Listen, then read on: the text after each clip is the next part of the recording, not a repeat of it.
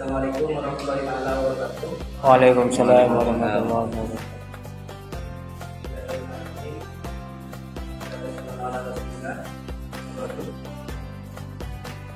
Saya hormati Kepala Madrasah Al-Islam. Saya hormati Bapak Peninjau pada pagi hari ini, juga teman-teman yang akan mempresentasikan materinya pada hari ini. Baik, langsung saja. Saya di sini sebagai presentator akan mempresentasikan makalah saya dengan judul penanganan COVID-19 menurut Islam dan hukum positif di Indonesia. Adapun alasan saya mengambil tema tersebut ialah ada tiga alasan. Yang pertama, pasal 1 ayat 3 Undang-Undang Dasar Republik Indonesia tahun 1945 yang mana berisi tentang penjelasan mengenai bahwa Indonesia merupakan negara hukum, dan di mana negara hukum di setiap mengambil kebijakan haruslah disepakati oleh rakyatnya dan tidak ada unsur kesewenang-wenangan untuk kepentingan pribadi dari suatu pihak. Untuk kepentingan pribadi suatu pihak. Selanjutnya, alasan yang kedua, Undang-Undang tahun 2018 tentang kekarantinaan. Dan alasan yang ketiga ialah pemerintah mengambil kebijakan untuk menanggulangi kedaruratan kesehatan masyarakat. Adapun fenomena yang terjadi pada 2 tahun sebelumnya, yakni penyebaran pandemi COVID-19, membuat resah masyarakat Indonesia khususnya dan dunia pada umumnya. Adapun kedudukan pemerintah di sini sangatlah begitu penting dan diperlukan untuk menangani penyebaran virus COVID-19 ini. Adapun urusan masalah yang dihasilkan dari latar belakang tadi, yang pertama, apa yang dimaksud COVID-19, yang kedua, bagaimana penanganan COVID-19 dalam kaidah fikih dan usul, yang ketiga, bagaimana penanganan COVID-19 dari perspektif hukum. Dan sekarang kita masuk pada pembahasan mengenai pengertian COVID-19. COVID-19 merupakan nama penyakit yang diberikan oleh Organisasi International World Health Organization atau WHO. Adapun virus yang menyebabkan penyakit ini ialah Severe Acute Respiratory Syndrome Coronavirus 2, dengan kata lain SARS-CoV-2. Virus ini sering memiliki nama yang berbeda karena berbeda pula proses dan tujuannya. Adapun upaya untuk menghentikan penyebaran virus ini pada tahun-tahun sebelumnya masih belum ditemukan, namun sekarang alhamdulillah sudah ditemukan vaksin yang dapat menanggulangi hal tersebut. Lanjut kepada sub penanganan COVID-19 dalam kaidah fikih dan usul. Yang pertama, dalam kaidah fikih. Dalam menyikapi hal ini, penulis menemukan beberapa kaidah yang terkait, yaitu yang pertama, kesulitan dapat mengalih kemudahan. Menurut ulama fikih, ada 7 perkara yang dapat dikategorikan sebagai kesulitan, ya. Salah satunya al-badwa atau umum. Jika dikaitkan dengan pandemi yang melanda dunia pada tahun sebelumnya, ialah bahwa kebijakan-kebijakan pemerintah yang diterapkan dapat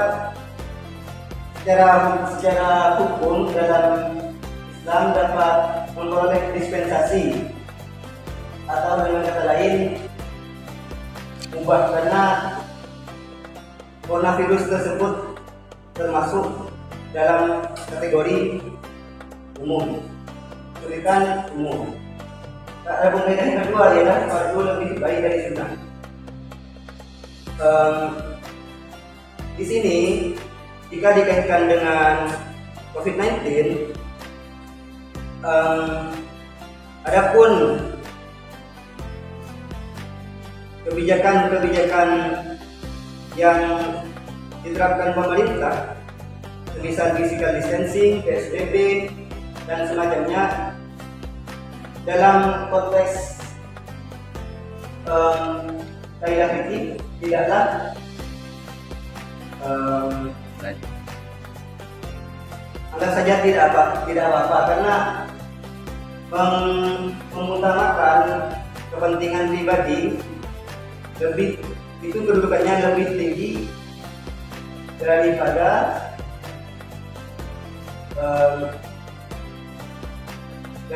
sunnah. Terus yang kaidah yang ketiga yaitu menolak kerusakan lebih utama dari menarik kemaslahatan.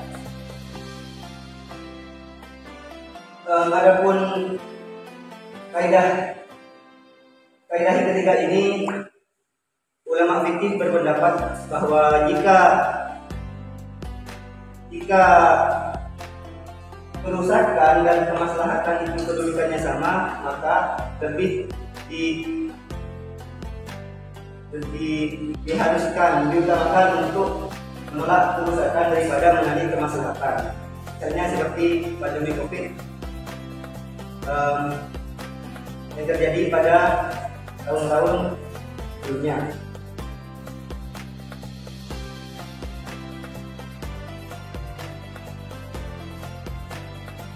Sedangkan dalam kaidah usul fikih, kaidah yang pertama ialah an-nahyu. Secara etimologi berarti mencegah, menghalangi, melarang dan mengharapkan. Sedangkan secara terminologi menuntut meninggalkan suatu perbuatan dengan perkataan kepada seseorang yang berada di bawahnya dengan tuntutan wajib. Adapun dalil nakli yang penulis temukan ialah janganlah kamu menjatuhkan diri dalam kebinasaan. Sebenarnya dalil ini merupakan dasar.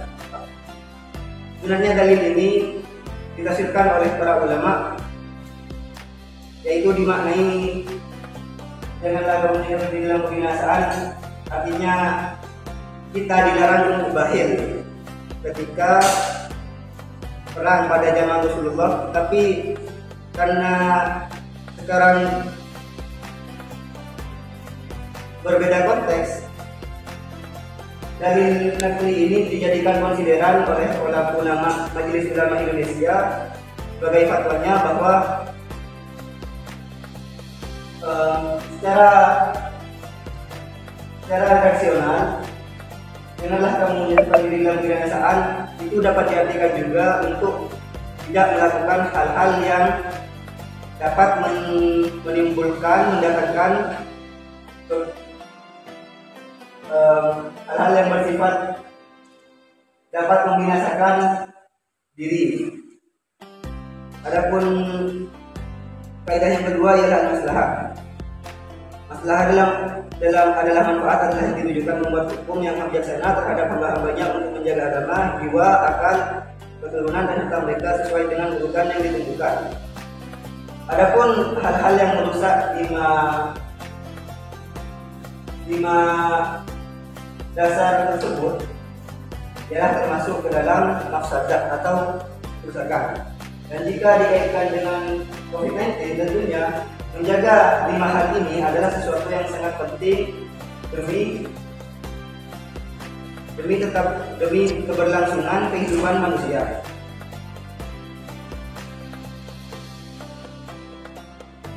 Lanjut kepada subjek yaitu penanganan COVID-19 dalam pandangan hukum.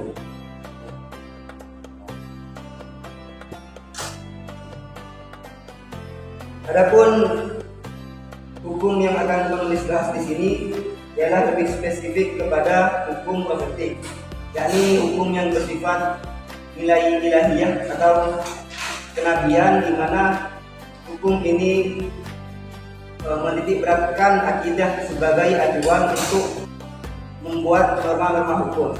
Adapun 3 pilar utama dalam hukum dometik, yang pertama humanisasi, 2 liberasi, dan 3 transendensi. Pilar yang pertama humanisasi atau memanusiakan manusia. Jadi dalam upaya mencegah penularan COVID-19 pada masa kedaruratan kesehatan ini, humanisasi wajib adanya karena memanusiakan manusia itu diartikan sebagai tidak boleh adanya batas ruang gerak bagi manusia dalam masa-masa kebijakan itu diterapkan.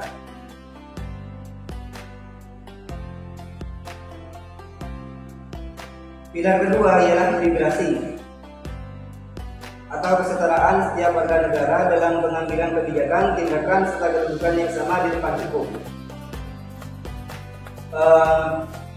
Adapun pilar kedua ini menghendaki bahwa hukum yang diambil oleh pemerintah itu tidaklah sewenang-wenang dan kebal terhadap suatu kelompok atau pihak lain yang memiliki kedudukan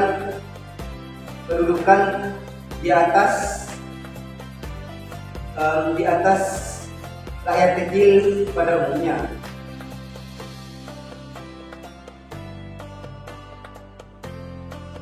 Adapun pilar ketiga, yakni transendensi, adalah kebijakan dan tindakan pemerintah harus didasarkan akan nilai-nilai ketuhanan. Jadi titik tumpu dari nilai humanisasi dan liberasi di sini adalah transendensi, di mana orientasi dari transendensi sendiri adalah terjaganya martabat dan hakikat manusia untuk menjalankan titah-titah agama yang dilaksanakan melalui para utusan. Yang terakhir, kesimpulan. Ya, baik dari sekian bab yang penulis sampaikan tadi, penulis dapat menyimpulkan bahwa dalam menentukan norma hukum di masa pandemi, pemerintah diharuskan untuk memperhatikan kebijakan-kebijakannya dalam rangka menangani COVID-19, dan kebijakan yang diambil haruslah sesuai dengan hukum positif yang berlaku dan juga sejalan dengan norma hukum dalam Islam. Mungkin hanya itu saja dari saya. Kurang lebihnya mohon maaf. Assalamualaikum warahmatullahi wabarakatuh. Waalaikumsalam warahmatullahi wabarakatuh.